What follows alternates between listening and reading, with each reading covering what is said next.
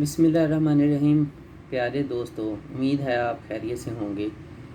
मैंने आपको कई मरतबा वीडियोस के अंदर ये बात बताई है कि आजकल बहुत सारे लोग टिक टॉक के ऊपर बहुत ज़्यादा एक्टिव हैं और जो भी उनके दिमाग में बातें चलती हैं दीन के हवाले से, सियासत के हवाले से, अपना बेहूदगी के हवाले से, जो भी यानी उनके दिल में है वो उसके ऊपर लाइव स्ट्रीम पर आकर अपना डिस्कस करते हैं। तो मैंने भी एक वीडियो देखी जिसमें कोई अंग्रेज़ था, इंग्लिश लैंग्वेज टीचिंग के हवाले से बातें कर रहा था। तो मैंने सुना तो उसने कहा कि अगर आप ज़्यादा से ज़्यादा नेटिव स्पीकर के साथ बातें करते हैं तो फिर आपका जो लबो लहजा है वो नेटिव स्पीकर की तरह का हो जाता है। तो मैंने देखा कि कुछ लाइव स्ट्रीम चल रही हैं, तो वो जो क्रिश्चियनिटी के हवाले से बातें कर रहे हैं वो नेटिव स्पीकर, तो मैंने उनकी बातें सुनना शुरू कर दी। जब मैंने उनकी बातें सुनना शुरू कर दी तो वो इस्लाम के हवाले से भी मुख्तलिफ़ किस्म की बातें करते रहे। मैं सुनता रहा। फिर मेरे दिल में अल्लाह ताला की ज़ात ने ये बात डाली कि इनको जवाब भी दो, जो गलत बातें हैं जो ये तसव्वुर में लेके बैठे हुए हैं। तो मैंने अपनी थोड़ी बहुत कोशिश करना शुरू कर दी और मैं इस नतीजे भी पहुंचा कि मुझे भी कुरान पाक समझने की ज़रूरत है। उसको ना सिर्फ पढ़ने की ज़रूरत है बल्कि समझने की ज़रूरत है, फिर ही हम उसके मैसेज के ऊपर अमल करेंगे ना।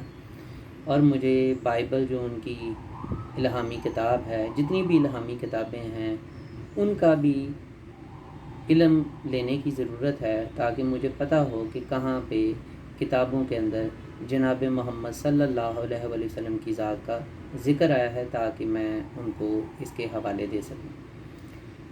तो ये पिछले दिनों स्वीडन के अंदर जो कुरान पाक की बेहरमती हुई, जलाया गया, लेकिन बड़े अफसोस की बात है कि मैं आपको ये बात बताऊं, इसमें मैं भी शामिल हूँ, हम सब शामिल हैं जितने भी हम मुसलमान हैं। पहली बात ये है कि बेशुमार लोग तो कुरान पाक पढ़ते नहीं।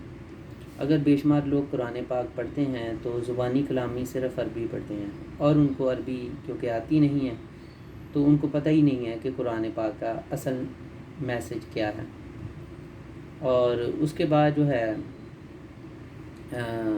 फिर ये है कि कुछ लोग जो कुरान पाक के मैसेज को समझते हैं वो आयात को अपने मतलब के लिए यूज़ करते हैं और मुख्तलिफ़ किस्म के ग्रोहों में तकसीम हो रहे हैं।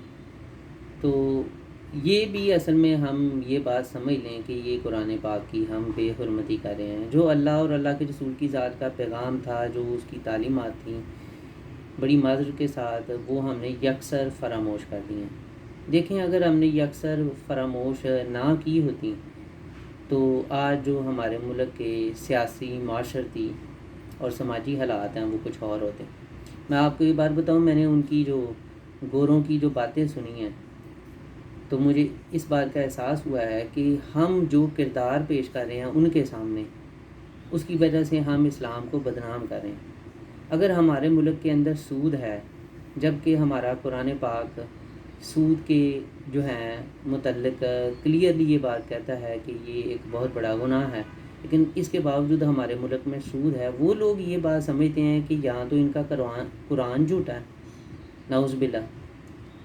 क्योंकि इंसान को जो दीन की तालीमात मिलती हैं उसके मुताबिक ही वो अमल करता है ना, तो वो कहते हैं कि अमल इनका कुछ और है, जबकि क्या है कि जिनका कुरान है वो कुछ और कह रहा है। तो यहाँ तो ये लोग खुद झूठे हैं या कुरान पाक इनका झूठ बोल रहा है। ठीक है, हम तो ये बात जानते हैं कि हम झूठे हैं, कुरान पाक नाउज़ बिल्लाह हरगिज़ झूठा नहीं है। बिल्कुल इसी तरह मैं बड़ी माज़रत के साथ मैं बड़े सोफिस्टिकेटेड अल्फाज इस्तेमाल करने की कोशिश कर रहा हूँ, क्योंकि हमारे यहाँ ना बड़ी तौर पर जो है ना वो नमूस रसालत के हवाले से कुफर का फतवा लग जाता है। तो यकीन माने कि हम लोग जो करप्शन में इन्वॉल्व हैं, हम जो बेहियाई के मामलात में इन्वॉल्व हैं, हम जो माशरती तौर पर, समाजी तौर पर, हम जो मुआशी तौर पर कमज़ोर हैं, वो ये समझते हैं कि सब हमारे दीन का और नौज़ बिल्लाह जनाब मोहम्मद सल्लल्लाहु अलैहि वसल्लम ने कोई हमें इस तरह की हरकतें करने का हुक्म दिया है। तो यकीन माने कि जब मैंने ये बातें समझी, रियलाइज़ हुई, तो मेरी दिल में, मेरी आंखों में आंसू आ गए। मैंने अल्लाह ताला की इज़्ज़त से बारहा जो है ना वो माफ़ी मांगी, दुआ की कि या अल्लाह बस کچھ بھی ایسا ہو جائے میں اپنے دین کو کسی کے سامنے غلط ریپرزینٹ نہ کروں۔ دیکھیں، میں آپ کو ایک چھوٹی سی بات بتاؤں کہ میں نے اپنی زندگی کے اندر خاص طور پر لڑکیوں کے معاملے میں ہمیشہ احتیاط برتی ہے۔ میں یہ نہیں کہتا کہ میں نے کسی سے پیار محبت نہیں کیا، لیکن اگر میں نے کسی لڑکی سے پیار کیا ہے تو میں نے اس کی عزت کو داغ نہیں لگایا۔ اور دوسری بات ہے کہ میں نے ہمیشہ کوشش یہ کی ہے کہ میں اس سے اپنا وعدہ پورا کروں۔ وہ لڑکی اپنی بات سے بھاگی ہوگی، لیکن میں اپنی بات پہ ڈٹا رہا، کیونکہ میں یہ بات سمجھتا تھا کہ اگر میں نے کسی لڑکی کی عزت کو خراب کر دیا اور اپنا وعدہ پورا نہ کیا تو اس کا مطلب ہے کہ میں اپنی ماں کے دودھ کو گالی دوں گا۔ اب یہ کیا چکر ہے، بچپن میں اصل میں ہمارے جو والد صاحب ہیں وہ کبھی کبھار غصے میں آ کے تانا دیا کرتے تھے جب بھی کوئی میرے بہن بھائیوں میں سے کوئی عجیب سی حرکت کیا کرتا تھا کہ یہ اپنی ماں کے دودھ پر گیا۔ تو میری کوشش ہوتی تھی کہ انشاءاللہ میں اچھا بیٹا بنوں گا، میں پڑھوں گا، میں کوئی غلط حرکت نہیں کروں گا، میں کبھی بھی اپنی ماں کے دودھ کو گالی نہیں آنے دوں گا۔ تو میں اپنے دل میں یہ سمجھتا ہوں کہ یار دیکھو، میں اپنی ماں کے دودھ کو لیک نہ لگاؤں یا اپنی ماں کے کریکٹر کو خراب نہ کروں، میری وجہ سے میری ماں اور میرے والدین کو کوئی کیوں برا کرے، میں وہ چیز ہی چھوڑ دوں۔ یار آپ اپنے نبی کے لیے، اپنے اسلام کے لیے جو بھی کبھی حرکتیں کرتے ہیں، کیا اس کو چھوڑ نہیں سکتے؟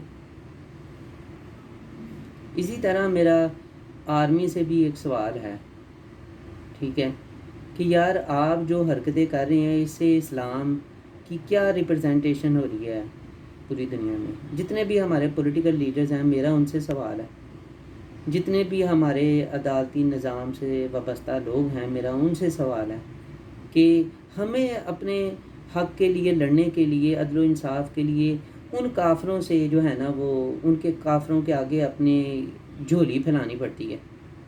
تو یار ہم کس قسم کے مسلمان ہیں یار؟ ہمارے بھائی، یہ جو تحریک انصاف کی خواتین کے ساتھ جو بھی ہوا، اچھی تھی بری تھی مجھے اس سے کوئی غرض نہیں، لیکن جو بھی ہوا ذرا کچھ برا ہوا جو پولیس والوں نے سلوک کیا، تو وہ بیچاری یا عمران خان کو یا اس کے جو عمران خان کے سپورٹرز ہیں، جو لوگ ہیں، ان کو اقوام متحدہ جانا پڑا، امریکہ کے واسطے ڈالنے پڑے۔ مجھے بہت افسوس ہوا۔ انہوں نے مسائل حل نہیں کرنے ہیں، مسئلہ جو مسائل کا حل ہے وہ ہمارے پاس ہے، لیکن وہ فریاد کے لیے ان غیروں کے پاس جا رہے ہیں جبکہ اپنے ہمیں دکھ دے رہے ہیں۔ تو مجھے ریلی بہت زیادہ افسوس ہوا۔ تو ہم اس طرح سے اپنے رسول صلی اللہ علیہ وسلم کی ذات کے لیے اور اپنے اسلام کے لیے بدنامی کا باعث بن رہے ہیں۔ میں کوئی عمران خان کا حمایتی نہیں ہوں، میں کوئی نون لیگ کا یا کسی اور تحریک کا حمایتی نہیں ہوں، میں بس یہ چاہتا ہوں کہ اسلام آپ سے کیا کہتا ہے۔ اگر اسلام آپ سے یہ کہتا ہے کہ عورتوں سے بد سلوکی کرو تو کرو۔ اسلام آپ سے کیا کہتا ہے؟ اسلام کہتا ہے کہ سود لینا جائز ہے تو پھر لو، اگر کہتا ہے کہ ناجائز ہے تو پھر چھوڑ دو۔ اگر اسلام یہ کہتا ہے کہ یتیموں کے مال پر قبضہ نہ کرو تو چھوڑ دو، اگر کہتا ہے کہ کرو تو پھر کر لو۔